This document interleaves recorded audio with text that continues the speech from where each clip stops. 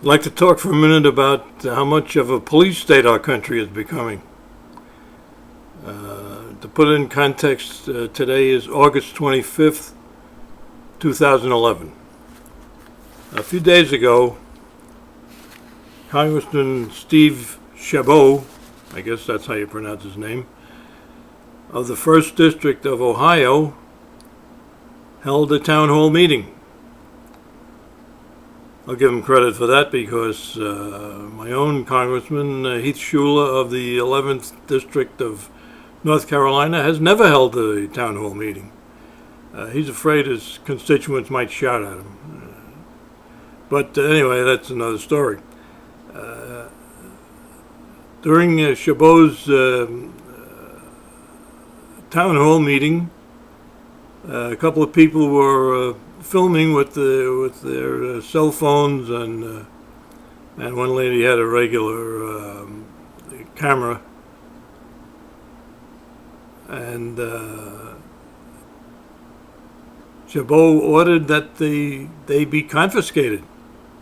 Now, this was a public meeting in a public building, paid for by the taxpayers, and Chabot didn't want private citizens photographing it. There were some of the large the cameras from TV stations there, and they didn't bother them at all. The reason given for this violation of civil rights was that he didn't want, was to protect constituents who sometimes asked personal questions, and he wanted to respect their privacy. However, he would only answer questions that were submitted beforehand in writing, and so he wouldn't have to worry about invading the privacy of somebody who asked a personal question. He could just put them aside and speak to the people privately after the meeting was over. But he chose to take the fascist way and confiscated the cameras. And the people whose cameras were taken, there were two of them, protested mildly while a police officer took them. And the lady with the video camera, she wouldn't give it up at first, and the police officer kind of just wrenched it out of her hands. And they spoke to the officer briefly in normal tones, but this didn't really accomplish their purpose. Now, Alexander Solzhenitsyn, the Russian Nobel Prize winner, when he was arrested for criticizing Joseph Stalin as he was being taken to the Gulag, was taken through the Moscow train station, and he stayed quiet while the secret police thugs took him to a train and transported him to the Gulag, in which he stayed 8 years. And he realized later on that he should have protested loudly so that people in the station could hear him and to know that he was being unjustly imprisoned. Now, that's what these people at the meeting should have done. They should have stood up and said to the crowd, "This police officer is violating my civil rights, and it's Chabot's flunkies are behind it, and ultimately Chabot himself." So that they might have forestalled this violation of their civil rights.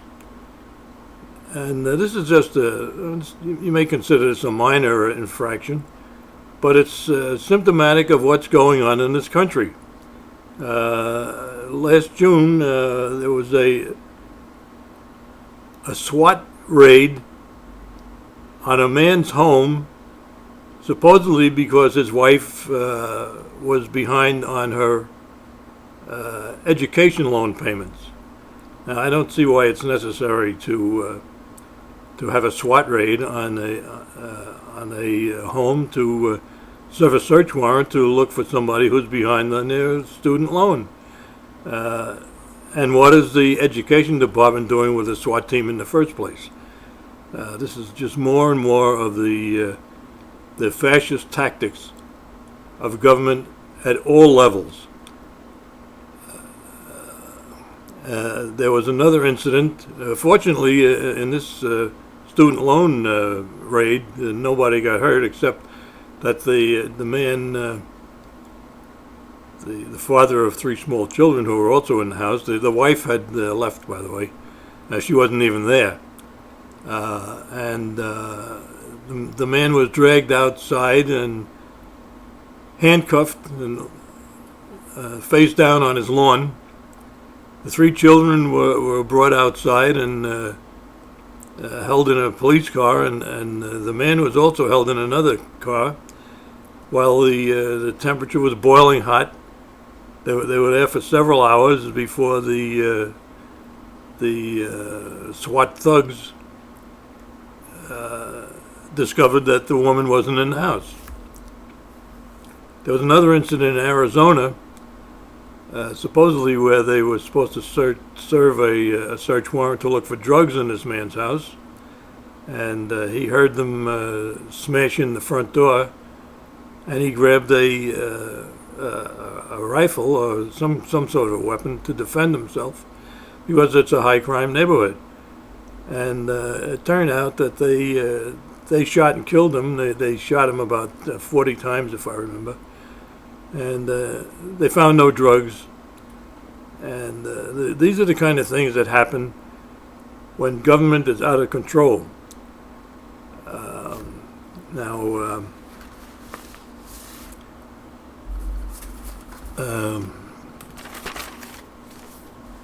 We have to put a stop to this. What is the education department doing with the SWAT team? There are several other agencies that also have SWAT teams, and that should not be their duty to serve search warrants in this manner. If a search warrant has to be served, it should be done by the FBI if it's a federal matter, and not by some out of control department. And there seems to be an awful lot of out of control departments in our government these days.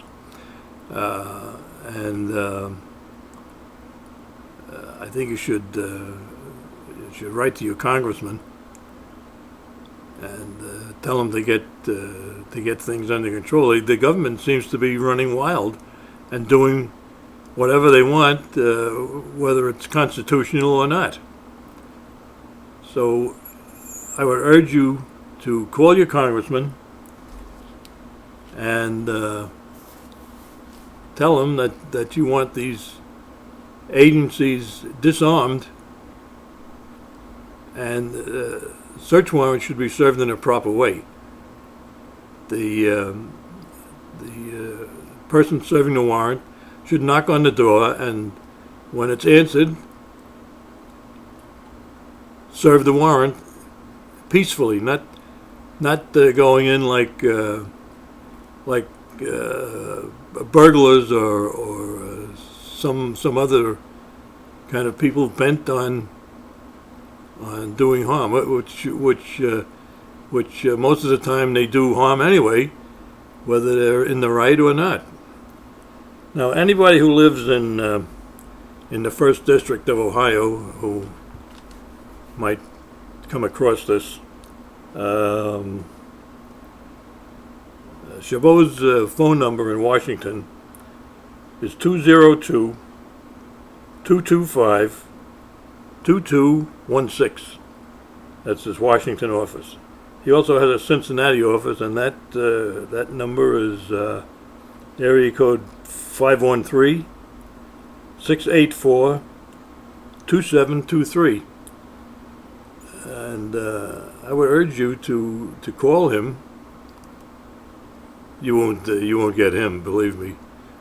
I've tried, not with him, but with several other congressmen, including my own, and you never you never get to talk to them, even though they claim to be representatives, which I don't agree with. They don't represent the mass of people at all, including the ones in their district.